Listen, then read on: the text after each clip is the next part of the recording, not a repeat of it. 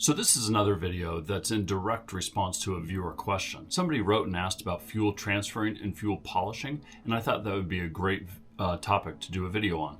And keep those questions and comments coming. I do read all of them. I try to respond to most of them, and some of them even to make it into videos. So if you watched my prior video about engine startup and checklists, I mentioned that there are 4 fuel tanks on this boat. There's the port forward tank, the port engine room tank, starboard forward tank, and a starboard engine room tank.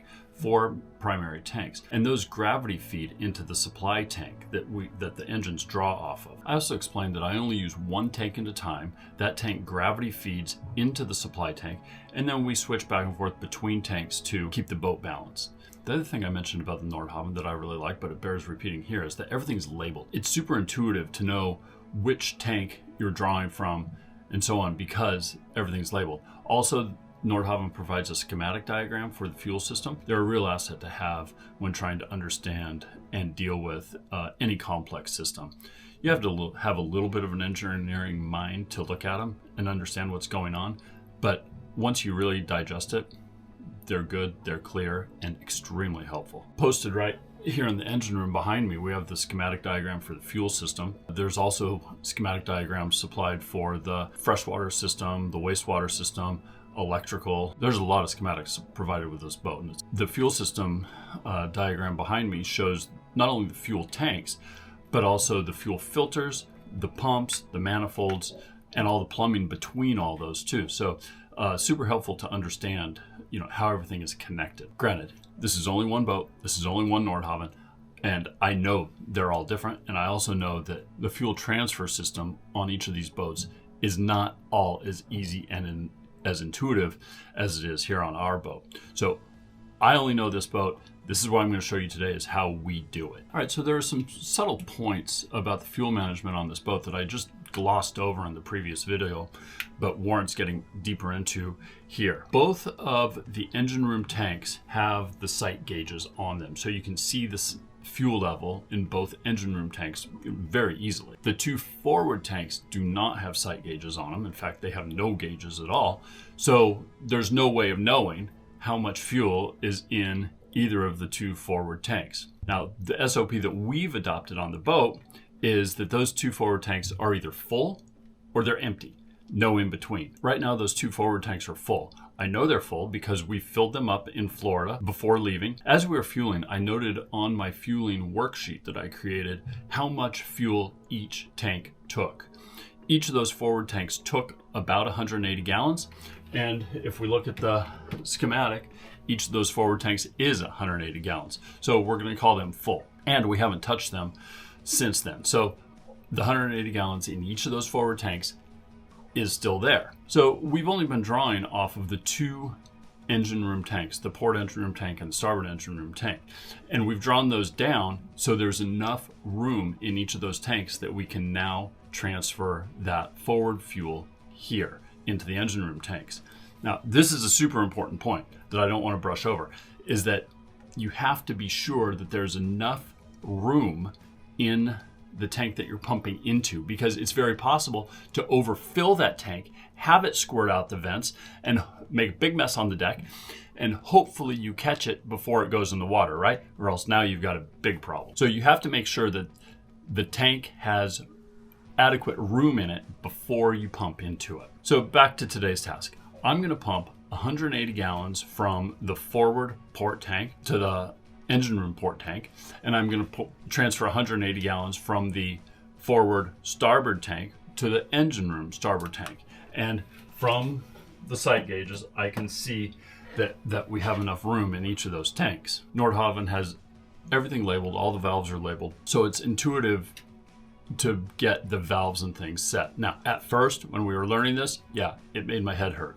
But after dealing with it, now for 6 months or something, it's pretty intuitive. It just takes a little getting used to. Other than the 4 fuel tanks that we've discussed, the main players that we're going to talk about today are a fuel pump, a fuel filter, a transfer manifold, and a return manifold. And we'll go through each of those in detail. So first, I want to do the port side. We're going to transfer that 180 gallons from the port forward tank to the engine room port tank. Here's the transfer manifold. very easy access just behind these cubby doors here. There's a number of valves on here. They all live in the closed position all the time unless we're actually moving fuel around. So this is selecting which tank we want fuel to come from. Now, labeled here, we have the forward port tank. I want it to come from that tank. The valve for that one is behind there. So I'm going to open that valve. Now, this is a little confusing because the handle for this valve is in the way of the valve that we're actually wanting to open. So you need to make sure that you're grabbing the handle for the valve you want, not the handle for the valve that's overlapping it. If these were spread out more, you wouldn't have that bit of confusion. But, you know, cramped space, we do what we can. There's a little bit of overlap there. The point is just be sure you're grabbing the handle for the valve that you actually intend to actuate. So this is coming from the forward port tank. It's going to come in the transfer manifold here.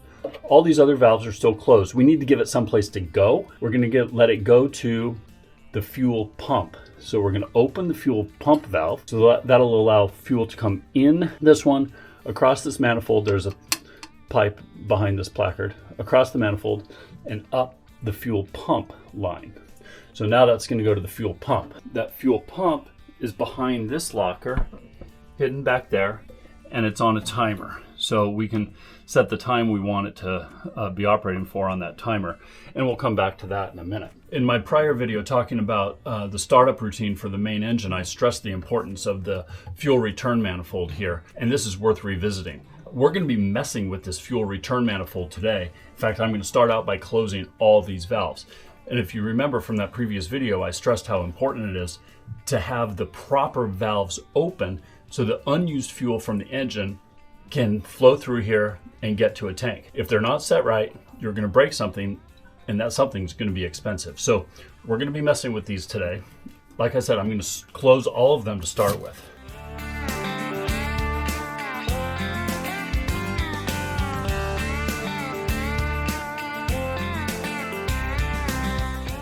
All right, so now they're all closed. I'm going to leave these Velcro loops on here as my reminder that I messed with something.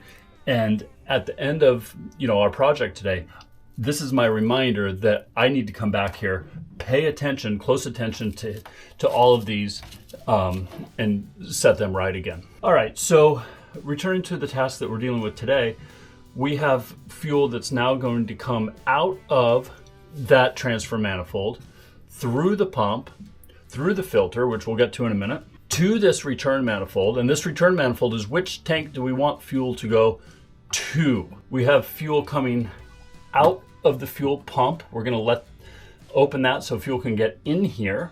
Where do we want it to go to? We want it to go to the port engine room tank. So we're going to open those two. We're going to open the fuel pump valve. It's going to come in here, across this manifold. Again, there's a pipe behind this placard. Across this manifold and out to the port engine room tank. This is where we want fuel to go to. Those are the only two valves that are open. If any of the others were open here, we could have some mixture of fuel going to whichever tanks, are open. All right, and here we have a Racor fuel filter dedicated to fuel transferring. Anytime we're moving fuel using that fuel pump that I just pointed out, we're pushing fuel through this filter. And this is what really gets to the viewer's question. How do we polish fuel? Polish just means filtering. If you get some bad fuel on the boat, or you suspect you've got dirty fuel for whatever reason, you need to be able to clean that out. In some boats that don't have a process, a setup like this, it's a thing. There's even services that'll come out, open up a fuel tank, put a hose in, suck it out, run it through their filters, put it into another tank or drums or whatever till it's done, then put it back in your boat. It's a thing. Here it's really nice. We have this dedicated filter that we can polish fuel, and we're running 2 micron Racor filters in this, 2 microns. These are the standard Racor filters. They come in a variety of coarsenesses, if you will, 30, 10, and 2 microns. The bigger the number, the bigger the hole in the filter, the bigger pieces of junk is going to get through, right? So 2 is the smallest number. 2 is the finest particles that it's only going to let through.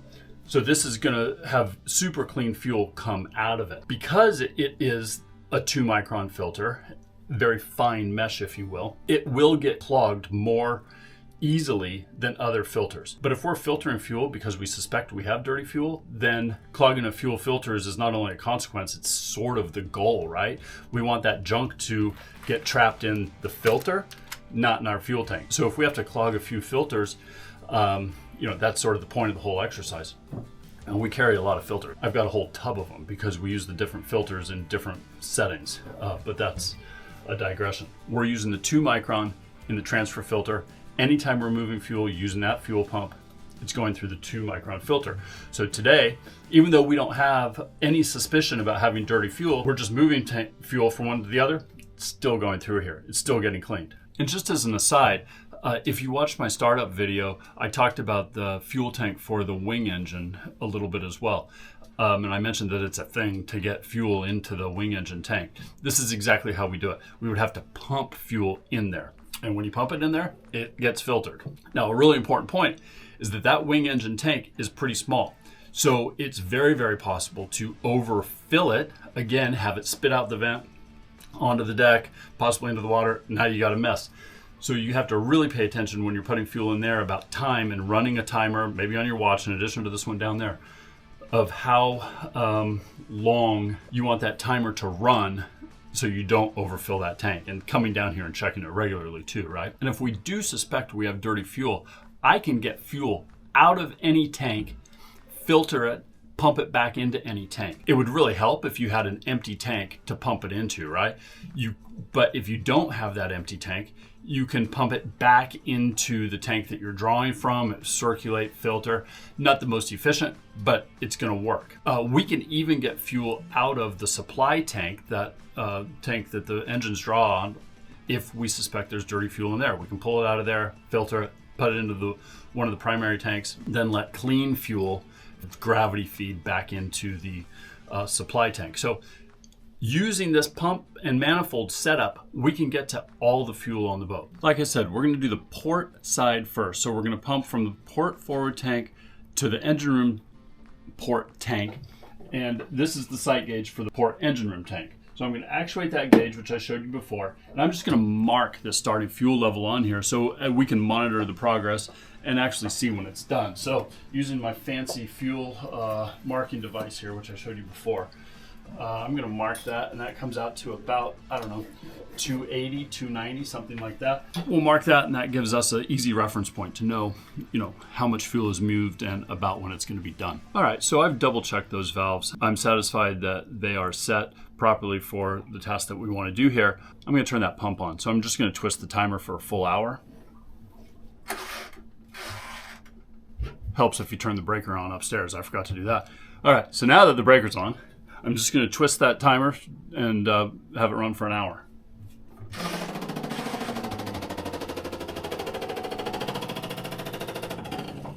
Maybe you could hear that.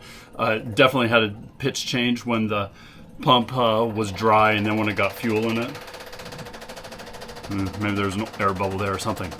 But it's working. We can hear it working. Now, a note about that pump. It's 30 gallons an hour. It's super weeny, right? So if I've got 180 gallons of fuel there to move, just in that tank alone, divided by 30 gallons, that's going to take 6 hours to move that fuel over there. So I'm going to have to be jumping down here, resetting this timer several times today, and that's annoying. That's a weenie pump. I mean, come on. That's on my list of things to upgrade later, and we'll just carry that one as a spare. Another clue that we have that fuel pump is actually moving fuel is if we shine a light in here, we can actually see really small bubbles coming through here. I don't know if you can see that on the film, but they're there. So that's another clue that pump is running and moving fuel. All right, 1 hour up, give it another crank. Another hour, another turn of the dial. 1 more hour, 1 more turn of the lever. 1 more turn of the timer. 1 more turn of the timer. So after 5 or 6 turns of the timer there, I can't remember how long, but it's been most of the day, we can finally hear that pump running dry. So we know that forward tank is empty. We can confirm that we're not pumping anything by looking over here at the Racor filter, and it's got all kinds of air bubbles coming out of it now, as we'd expect, because it's only pushing air. So I'm going to go ahead and turn off that pump. Stop listening to that. We've been listening to that all day. Apparently, Nordhavn thinks that in order to know what pump is working, it has to be loud enough to rattle the whole boat. That's really nice. And then if we look at our fuel gauge here, the sight gauge on the port tank that we're pumping into, we'll depress that lever just to make sure the sight gauge is full. We started at about 280. This is all sort of guesstimates based on what angle you look at this, right? 280, and now the fuel level's at about 460-ish, 460, 470, depending on how you're looking at that. So, you know, that is 180 gallons, and that is exactly what we were expecting to see come over here. We were expecting 180 gallons from the forward tank to be transferred. That's what we got. So now I'm going to set everything up to transfer the starboard tank. We did the port, now we'll do the starboard. Same thing, 180 gallons. Here we go.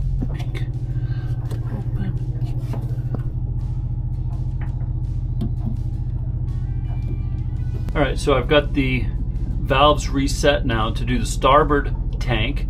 If we look in here, it's sort of hard to see because this frame is blocking it, but the fuel pump valve is open. All the others are closed, except for the starboard forward tank. That valve is open, and that's where we're drawing fuel from. Then it's going to go to the pump, go to the filter, and then to our return manifold. And then if we look at the return manifold, I've got them all closed now except for the supply here coming out of the fuel pump, traveling across the return manifold and to the starboard engine room tank. So we've got that set up to draw fuel from the forward starboard tank and return fuel to the engine room starboard tank. That's set up. I'm going to start the pump.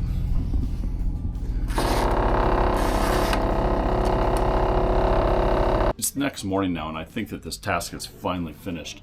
I was down here twisting the timer on that fuel pump until about 10 o'clock last night, so it really did take about 12 hours to finish that, which is what we expected at 30 gallons per hour. Sort of ridiculous. But anyhow, if we look at the sight gauge here on the starboard tank, we started at what, 680, something like that. If we depress the lever, the fuel level goes up to around 750. I don't know if you can see that. The boat is moving around a lot this morning. It's pretty rough. So the fuel level in that sight gauge, you know, varies every time the boat rolls. So we just have to take a best guess, I guess, and assume that, you know, it's full above that level and then just bounces back and forth as the boat rolls. I'll turn the pump on one more time just to confirm that it sounds like it's running dry. Yeah.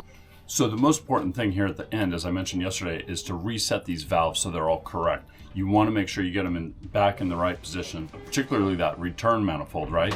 Or else something could break next time you go and fire up an engine, and we need to get a generator started this morning, so I need to get those set straight. Off. All right, so we're gonna turn to that one.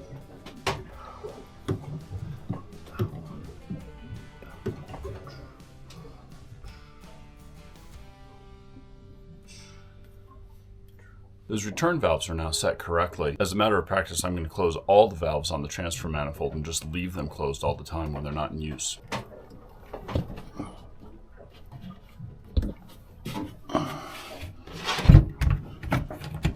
One other thing about moving fuel that I didn't mention is that it can also be used just to balance the boat. If the boat is listing to port or starboard, you can move fuel to change, you know, the weight distribution and balance the boat. I mentioned on one of the prior videos that this boat tends to list to port, so we try to carry more fuel on the starboard side to try to balance that out.